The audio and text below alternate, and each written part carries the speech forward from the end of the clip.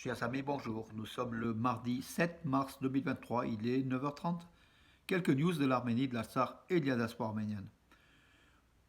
Révélation du journal israélien Haaretz. Au cours de ces 7 dernières années, 92 avions cargo de la compagnie Azeri Silkway Airlines ont atterri à la base aérienne d'Oveda en Israël pour charger du matériel militaire, des armements et pour livrer à bas coût. Donc tout simplement, au cours de ces 7 dernières années, 92 avions cargo remplis d'armes israéliennes qui ont été utilisés lors de la guerre de 44 jours en Artsakh, bien sûr, qui ont tué des milliers de soldats et combattants arméniens, donc ces armes israéliennes, il faut le dire. Israël n'est pas l'ami de l'Arménie, une nouvelle fois, on le sait, même si le peuple juif peut être l'ami de l'Arménie, puisque le peuple juif n'a pas, comment dirais-je, cette responsabilité de l'État israélien. Euh, Israël est l'ami de l'Azerbaïdjan, l'ennemi de l'Arménie, tout simplement en livrant de façon criminelle des armes qui tuent des Arméniens. Voilà, et c'est le journal Haaretz qui l'a révélé. 92 avions cargo, c'est plusieurs milliards de dollars. Voilà, donc l'axe du mal entre Israël, l'Azerbaïdjan et la Turquie contre l'Arménie, tout simplement. Hein, voilà. Tout ça peut-être aussi pour contrôler l'Iran voisin, l'ennemi juré d'Israël. Bakou, Aliyev, aurait permis même des bases de la Mossad, aurait, hein, c'est dans le conditionnel, des bases de la Mossad près de la frontière azéro-iranienne. Voilà donc l'objectif peut-être aussi d'Israël, livrer des armes à l'Azerbaïdjan, mais en tout cas ces armes ont servi à tuer des milliers d'Arméniens.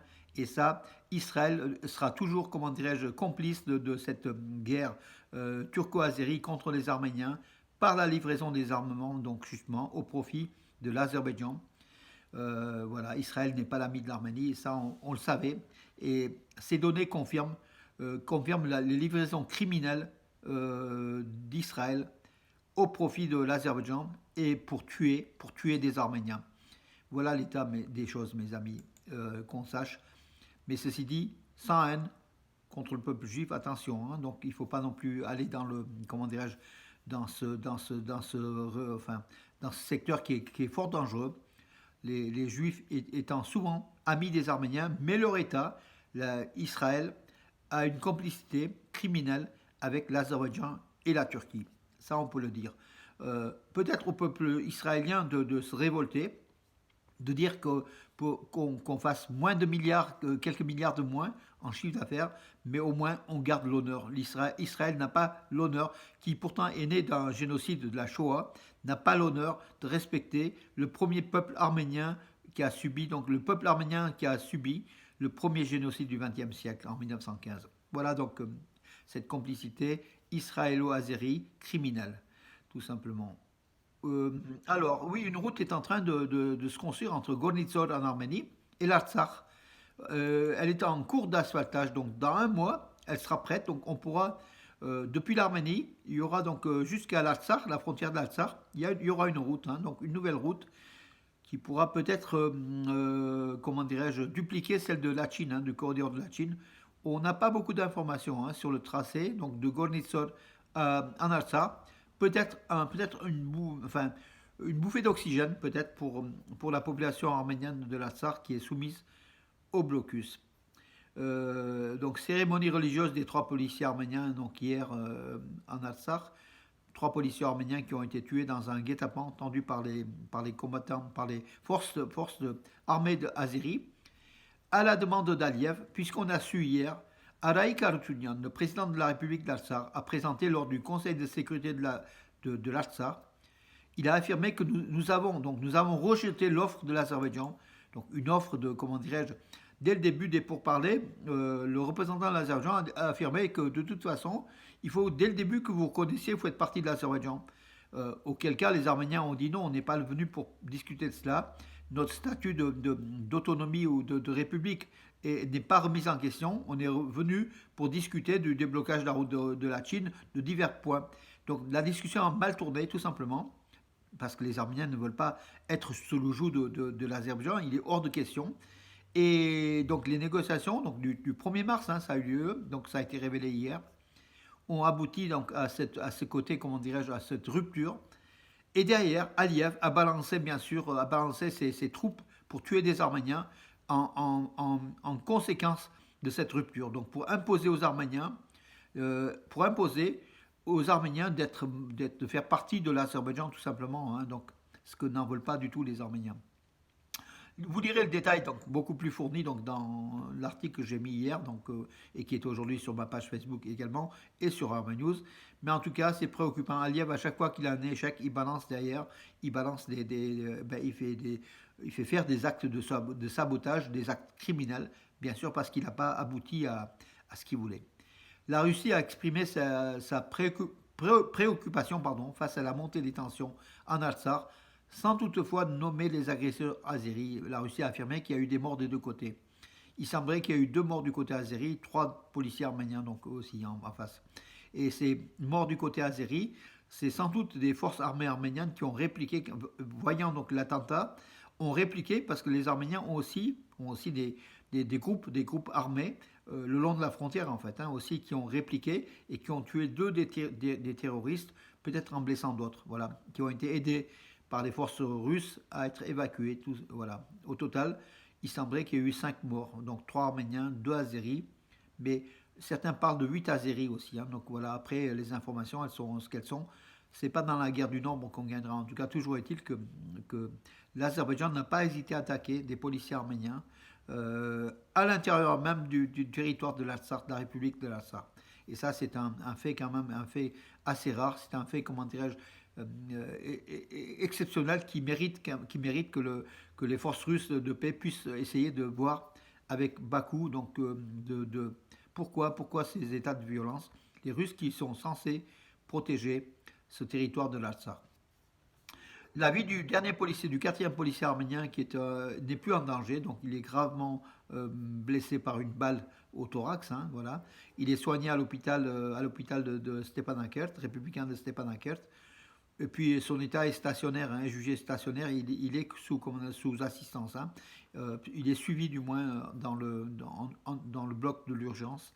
Donc voilà, mais sa vie a priori n'est plus en danger. L'OTAN a également s'est déclarée inquiète de l'incident en Artsakh qui coûta la vie à 3 policiers arméniens et 2 assaillants azéris. C'est ce qu'a déclaré son représentant pour le Sud-Caucase. Hein, voilà. L'Union européenne a aussi exprimé comment dirais-je, Peter Stano affirme que l'Union européenne regrette les violences qui ont éclaté hier, donc dimanche, sur la ligne de contact du Haut-Karabakh. Voilà, donc toutes les capitales aussi se disent inquiètes de cette attaque azérie, qu'Aliyev a fait mener tout simplement parce qu'il voulait imposer sa forme d'oppression de la population de l'Artsakh en imposant une paix, mais une paix à l'Azérie, c'est-à-dire une paix qui n'est pas une paix tout simplement, qui voulait imposer que le peuple arménien de l'Artsakh puisse faire partie de l'Azerbaïdjan, ce qui n'est nullement question du côté de Stepanakert. D'ailleurs, les représentants arméniens qui étaient aux négociations ont affirmé que cette partie-là, on ne peut pas discuter, c'est pas possible tout simplement. Exercice militaire aérien entre les conjoints entre Russes et Arméniens, donc en Arménie, donc sur la base quelques hélicoptères, quelques avions de chasse pour essayer de simulation de protection de l'espace aérien arménien. Voilà. Et la rencontre du ministère de la Défense d'Arménie avec les représentants des principales entreprises militaro-industrielles. Donc, il faut savoir que l'Arménie dispose aussi d'entreprises qui produisent des armes. Hein, donc voilà. Et le ministère de la Défense est en coopération avec ces entreprises, puisque c'est le seul client de ces entreprises. Donc réunion hier à l'état-major de ministère arménien de la Défense pour essayer de voir, de coordonner davantage la production d'armement en Arménie. L'Arménie qui a besoin de beaucoup d'armes, hein, vous le savez. La vidéo donc de l'attaque azérie du décembre, pardon, pas de décembre, de dimanche dernier, pardon, a été donc mise en ligne.